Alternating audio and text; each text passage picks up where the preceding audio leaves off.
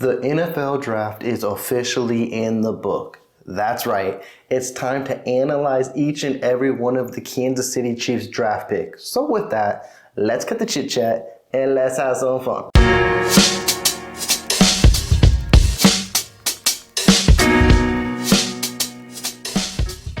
All the rumors, all the speculation, all the draft craziness that entails in just 3 days is officially gone. Now, it's time to dissect the Kansas City draft picks one by one and see how the Kansas City Chiefs and Brett Veach and Coach Reid did coming out of draft weekend. With that, I didn't really want to go too heavy on their first round draft pick in Xavier Worthy because I did make a video, I did make a short. I know everyone is up in arms and discussing it, but there is a little area of need I felt like I need to address when it comes to Xavier Worthy because he has been the talk of the town.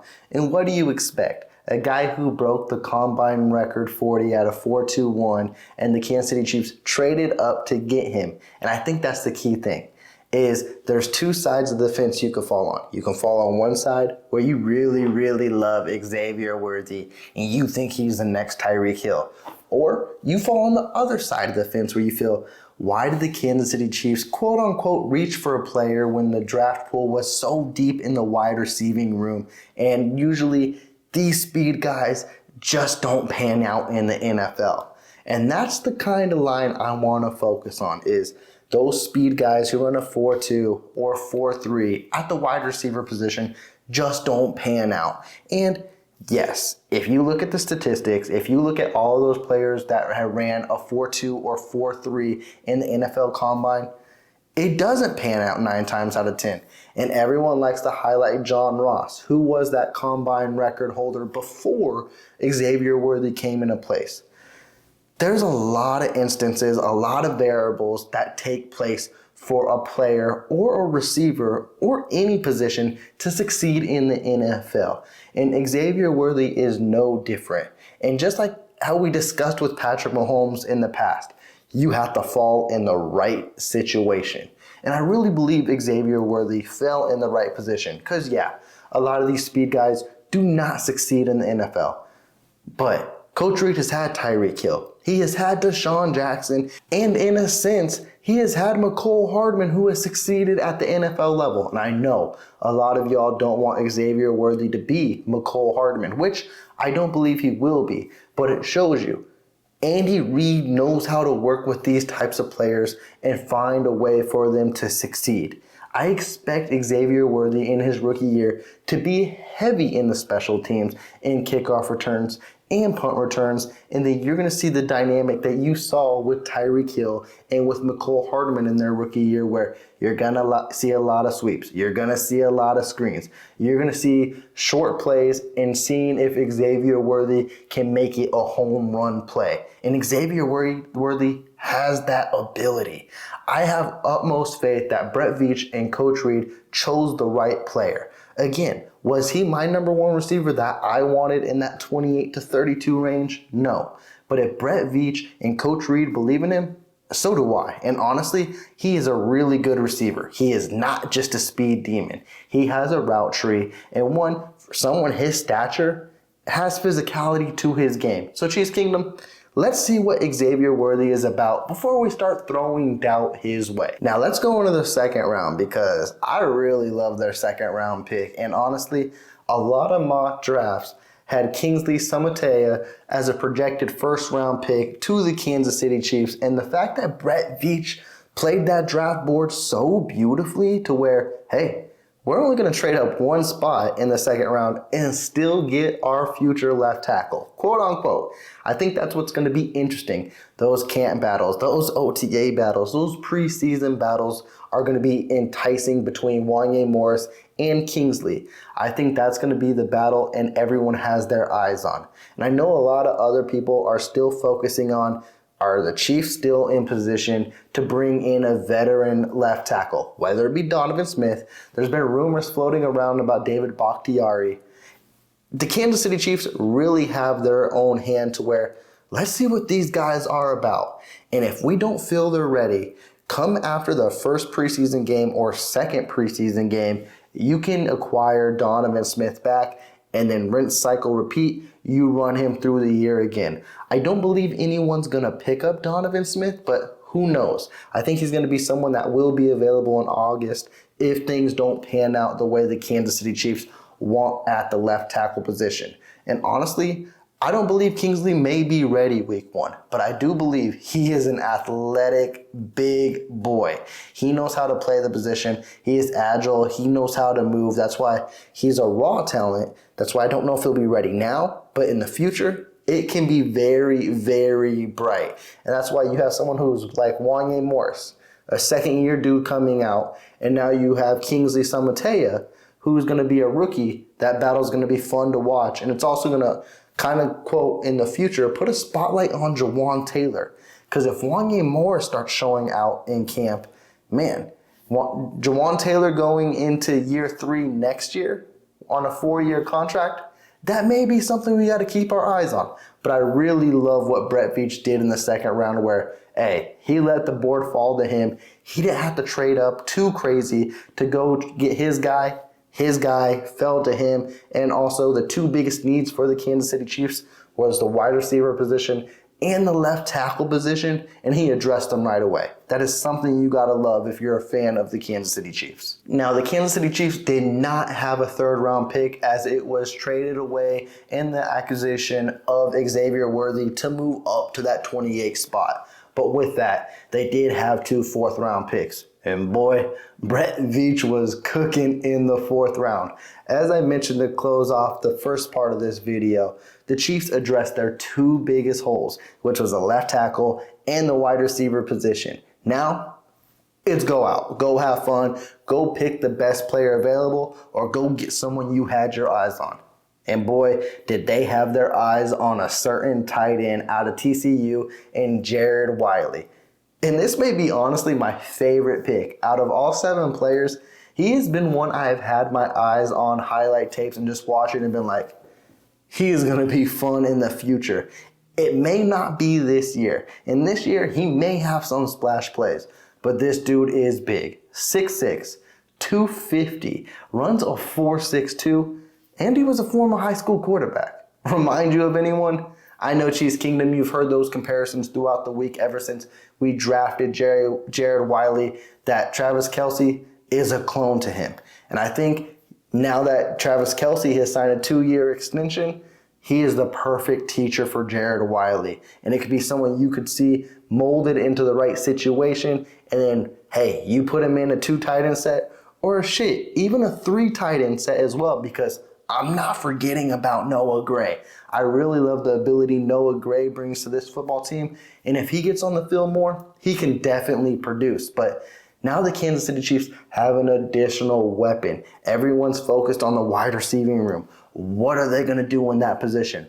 They got guys now. And now they got an extra addition in Jared Wiley at the tight end position, which I believe is going to be so much fun to watch in the future. And he's going to be someone I'm going to be watching in preseason, because I know when that 3rd and 4th quarter comes on, his name's going to be called. He's going to be making some ridiculous plays, and you're going to be like, okay, he may be something. His college production was nothing too crazy, but you've seen when he was on the field, that athletic ability is there. And you can see why a slim comparison to Travis Kelce is out there as well. I love the situation he's in. I love that Travis Kelce can be his teacher. And now we just get to see what he's all about in OTAs and training camp. But the Kansas City Chiefs weren't done there in the 4th round. And I know, I just said Jared Wiley was probably my favorite pick.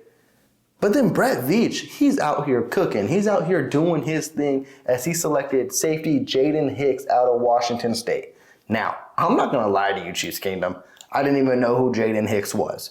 But after a little research, after watching highlights, after seeing social media blow up, after seeing the experts saying this was such a big steal, and a lot of them had Jayden Hicks ranked as the number 2 safety on their draft board, Brett Veach, how do you do it year in and year out? And then you watch Jayden Hicks.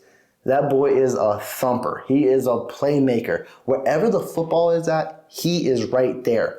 I do not know how the Kansas City Chiefs are going to use him, because they got kind of a crowded room in the safety room with Justin Reed. Hopefully Brian Cook comes back healthier than ever. Chamari Connors is going to be that interesting wild card. Is Chamari Connors going to play more of like a nickel cornerback, outside cornerback, stay in that safety room? We'll have to see how that all evolves. And they also have extra depth behind there as well.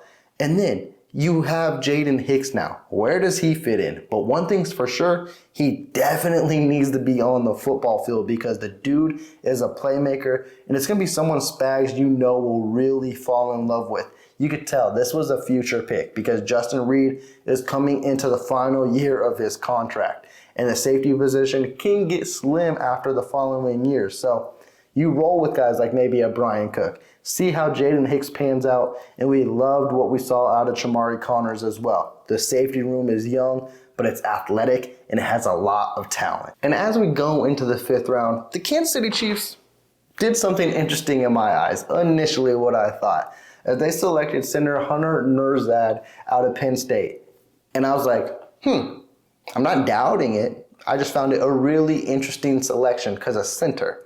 Out of all the offensive line positions, when you have a possibility of 2 guards becoming free agents next year with Joe Thuney and Trey Smith, and also Creed Humphrey has a possibility of being a free agent next year, but I don't see the Kansas City Chiefs letting him hit the market as he is top tier as his position, and he will be franchise tag, I believe, nonetheless, if not having an extension.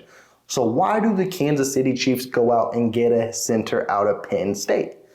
And then you play around on social media, you see the experts start to chime in, and Hunter Nurzad, his only position wasn't center. He actually played all around the line. He played guard, he played center, he even played somewhat tackle as well, to where this now chimed in and was like, okay, this is a Nick Allegretti replacement. And this is a great replacement as well because we've seen the Kansas City Chiefs offensive line get dinged up from time to time. And we've seen that one guy come in each and every position. It was Nick Allegretti.